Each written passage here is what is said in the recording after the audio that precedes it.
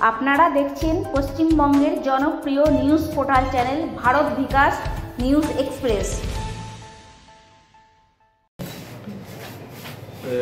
আগামীকাল অর্থাৎ 27 তারিখ আমাদের জগন্নাথ দেবের রথযাত্রা। আসানসোলে বুধা মাঠ থেকে এই রথযাত্রা শুরু হয় এবং বিভিন্ন রাস্তা পরিক্রমা করে আবার বুধা মাঠেই সেই রথেতে উপস্থিত হয়। তাই এই রথের দিনে সবাইকে রথের শুভেচ্ছা এবং সবাই আসুন এই রথযাত্রায় আমরা সামিল হই। বুধা ময়দান বিকাল 3টের সময়। আমি ডক্টর মৃন্ময় চট্টোপাধ্যায়, স্টার্লিং হসপিটালের manager. On behalf of doctor Swarnab Roy, director, আমি ডক্টর দীপ্তেন ঘোষ, ডাইরেক্টর। আমি স্টার্লিং হসপিটাল থেকে একটু বলতে চাই যে স্টার্লিং হসপিটাল 2015 সাল থেকে শুরু হয়েছে।